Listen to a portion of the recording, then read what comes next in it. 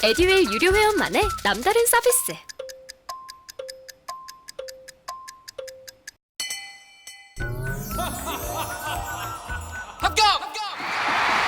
합격하고 돈도 받는 혜택. 오직 에듀윌 유료 회원에게만. 에듀윌. 무료 합격! 네, 안녕하십니까? 자, 11월 시사 마지막 파트입니다. 자, 스포츠 엔터와 인물 용어 두 개 분야 해볼게요. 먼저 스포츠 엔터는요, 두 개 소재가 있습니다. 부산국제영화제 3년 만에 정상 개최. 자, 국제영화제에 비프 열린 거고요. BIFF라고 부르죠. 부산 인터내셔널 필름 페스티벌. 그 다음 연예인 작곡가 겸 사업가 돈 스파이크 씨가 마약 투약 혐의로 구속 송치되었습니다. 자, 하나씩 살펴보겠습니다. 자, 먼저 부산국제영화제입니다. 코로나 뚫고 3년 만에 정상화. 지금 많은 대규모 행사들이 문화, 패션, 뭐 이런 예술 행사들이 이제 정상적으로 열리고 있습니다. 이제 야외에도 마스크 해제됐기 때문이죠. 자, 그러면서 국제영화제도 이번에 선보였는데요. 자, 부산 국제영화제 모습입니다. 자, 어떤 내용이 있었는지 한번 살펴보도록 하겠습니다. 자, 10월 5일 날 제27회 부산국제영화제 화려한 팡파르.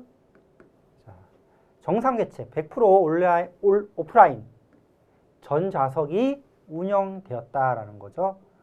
자, 이번 부산국제영화제에서는 71개국 243편의 초청 상영이 되었습니다. 초청작이 상영되었습니다.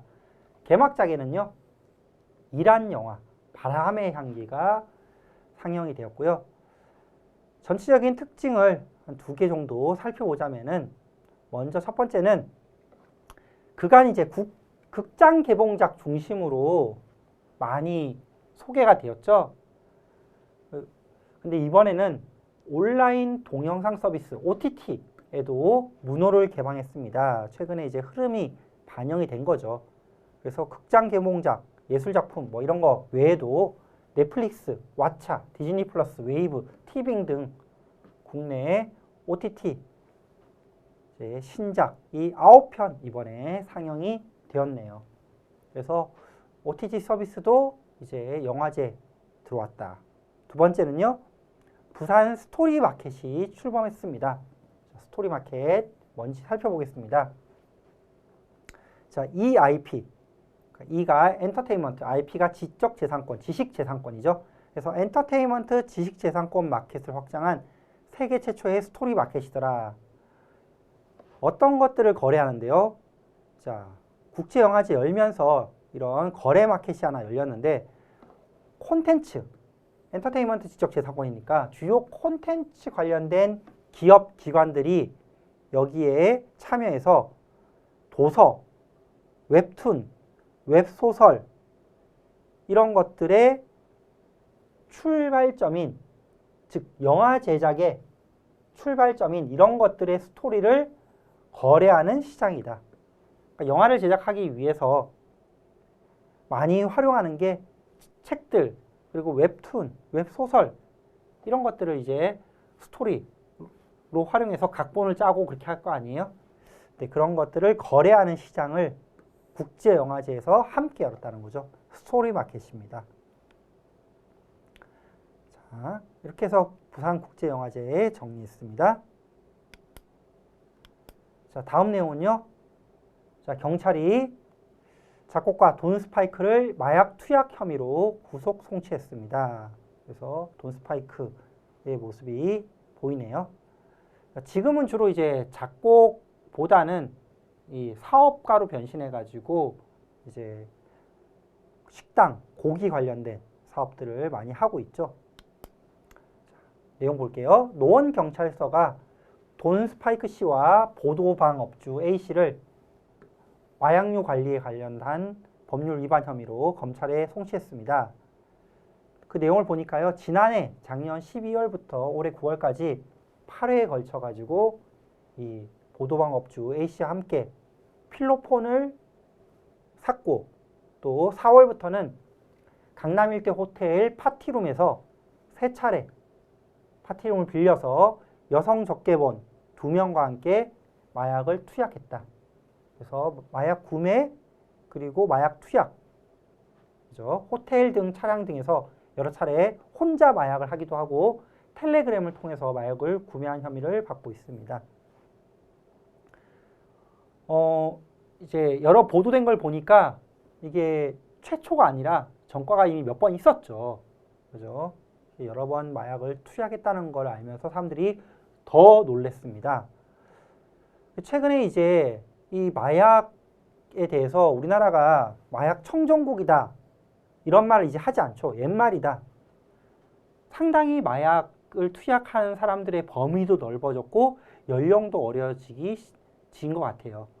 그래서 작년에 이제 마약 중독 치료를 받은 특히 젊은 층 10대, 20대 환자 수를 보면은요.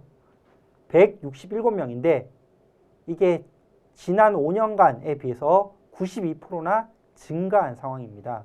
거의 2배 늘었다는 거죠.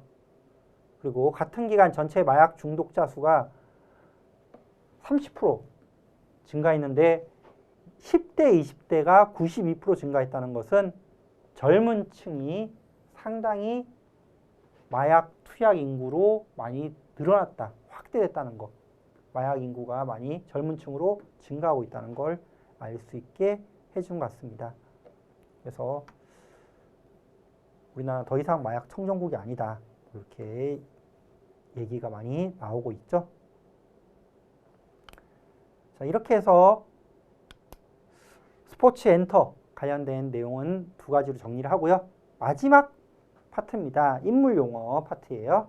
자, 기가프레스, 그랜드 바겐, 미 마모리 산업, 스말로그, 수리할 권리, 유지어터 6개의 내용 하나씩 정리해 보도록 하겠습니다.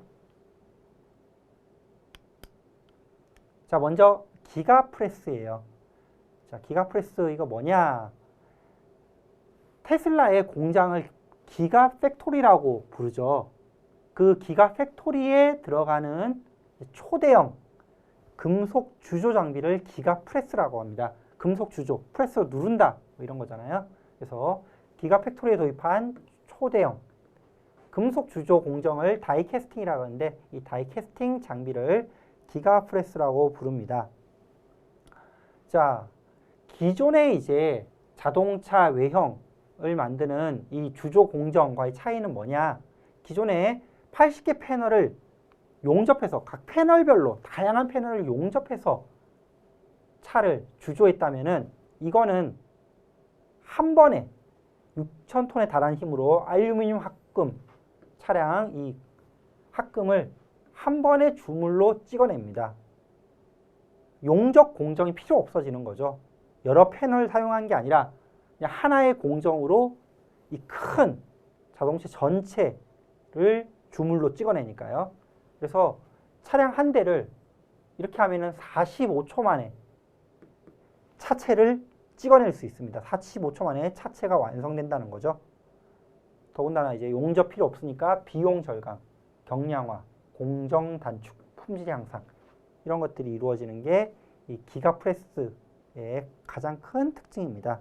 여기 찍어내고 있는 모습, 찍어내는 모습은 아니고 찍어낸 후에 이제 모습이 이렇게 보이고 있죠. 이 전체를 한 번의 프레스로 찍어내더라.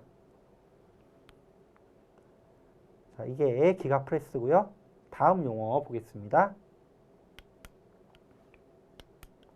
자, 다음 용어는 그랜드 바겐이라는 내용인데요. 자, 정치 관련된 내용인 것 같네요. 자, 그랜드 바겐이 어떻게 처음 쓰였냐? 자, 북한이 이제 핵 무기를 개발을 중지하고 핵을 폐기하면은 우리나라가 또는 이제 미국 등이 이와 관련해서 상응하는 지원을 하겠다. 이게 그랜드 바겐입니다. 그만큼 일괄적으로 너네가 핵 폐기하면은 우리가 이런 보상을 한 번에 상응하게 해주겠다. 그래서 이제 그랜드 바겐이라고 붙여졌습니다. 2009년 이명박 정부에서 제시했던 북핵 해법이에요. 북한의 핵 폐기가 이루어지면은 안전을 보장하고 국제적인 지원을 추진하겠다. 이게 이제 그랜드 바겐인데 이게 다시 왜 나왔냐? 최근에 이제 윤 대통령의 발언 때문입니다. 자, 윤 대통령이요. 9월 달에 뉴욕 타임즈와의 인터뷰에서 한일 관계 해법에 대해서 그랜드 바겐이라는 용어를 사용했어요. 우리 한일 관계도 지금 상당히 경색되어 있죠. 그래서 한일 관계를 어떻게 해법을 제시하겠냐라고 했더니 그랜드 바겐 형식으로 미래지향적으로 풀어나가야 된다라고 하면서 이 그랜드 바겐이라는 용어가 다시 한번 나왔습니다. 이때 이제 얘기했던 취지는 뭐냐면은 한일 관계를 해결할 때 하나하나씩 부분적으로 해결하는 게 아니라 역사부터 해가지고 역사 문제, 경제, 안보, 현안까지 모든 안건을 협상 테이블에 다 올려서 한 번에 이제 큰 합의를 만들어 나가는 일괄타결식으로 해결하자라고 쓰인 게 이때의 그랜드 바겐이었어요. 그래서 여기는 최근에 쓰인 그랜드 바겐 형식은 일괄타결, 부분이 아니라 한 번에 다 하는 그런 해결 방법으로 사용되었습니다. 자, 다음은요. 미마모리 산업이에요. 미마모리 일본어입니다. 자, 일본어로 지키미라는 뜻이에요. 지키미. 자, 어떤 내용인지 한번 보겠습니다. 점차 사회가 저출산, 고령화로 이제 문제가 많이 발생하죠. 그래서 이 저출산, 고령화 문제를 해결하기 위한 그런 산업, 이게 미마모리 산업이에요. 그래서 일본어로는 지키미라는 뜻입니다. 저출산, 고령화 사회에 먼저 진입한 일본에서 생겨난 개념인데요. 자, 지킴이라는 게 저출산, 즉 그럼 저출산으로 태어나는 어린이 그리고 고령화로 인해서 뭐 이제 힘들어지는 노령층 이런 사람들을 잘 지키자라는 기본적인 뜻이 있고요. 그것이 좀 더 확장되어서 점차 인구 절벽으로 가는 상황에서 국가 존립까지 좀 지켜야 된다. 그래서 이 지킴이라는 말이 확장적으로도 사용되기도 합니다. 자, 주로 이제 이 미메모리 산업과 관련된 것들이 어떤 게 있는지 한번 보겠습니다. 저출산, 고령화 관련된 산업들. 자,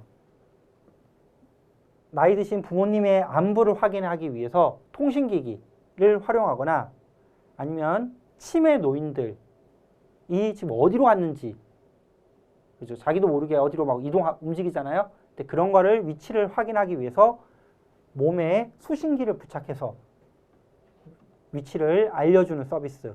그리고 손목에 밴드로 차면서 이제 혹시 나이 드신 분이 돌연 의식을 잃거나 쓰러졌을 때 긴급 출동해서 등록한 병원으로 운송해주는 서비스. 이렇게 이제 고령화 관련돼서 다양한 IT 서비스들이 생겨나고 있는데 이런 것들을 미마모리 산업이라고 합니다. 자, 고령화 현상으로 나타나고 있는 문제점들을 해결하기 위한 상품 개발, 기술 고안 산업들.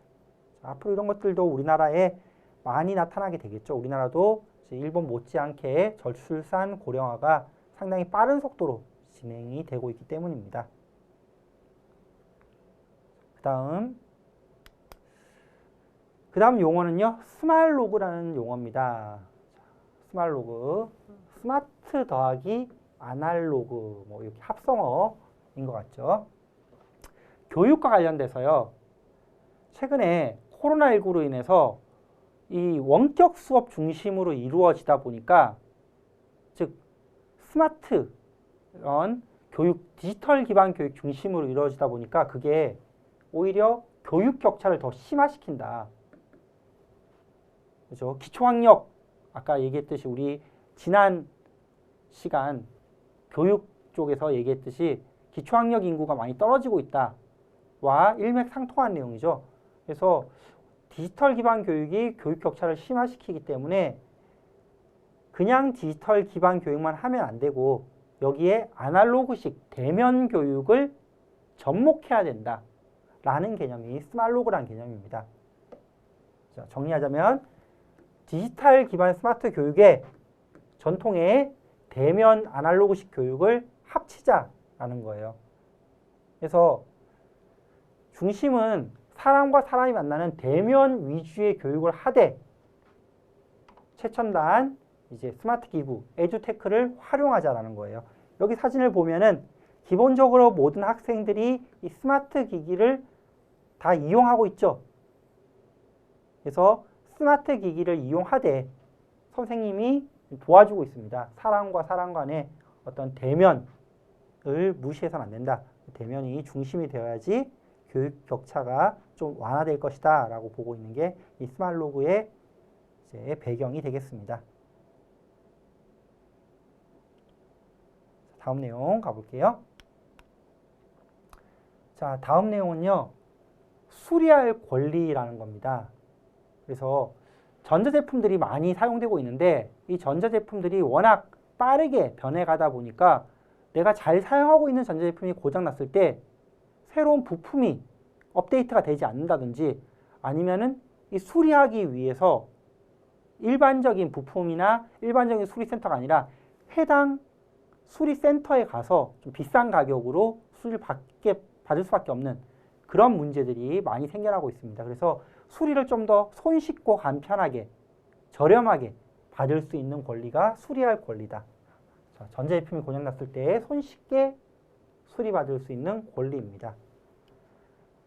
자, 이 권리가 유럽에서 법으로 통과됐습니다. 2020년 수리할 권리를 보장하는 법안이 통과됐는데요.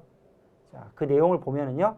스마트폰, 세탁기, 냉장고, TV 등 전자기기 부품을 첫 번째 해당 브랜드 서비스 업체 말고 사설 업체에서도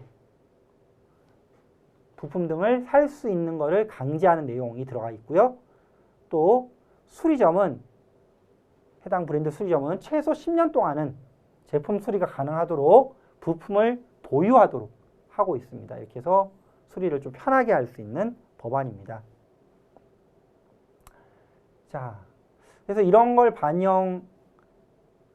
좀 반영했다고 볼 수 있는 것 중에 하나가 최근에 이제 아이폰 14가 공개됐는데 이 아이폰이 수리가 상당히 까다롭고 해당 아이폰 센터에서 이제 수리를 받아야 되는 이런 것들이 있죠. 근데 아이폰 14가 두 가지를 이번에 획기적으로 고쳤습니다. 하나는요, 아이폰 7 이후 가장 수리하기 쉬운 모델이다.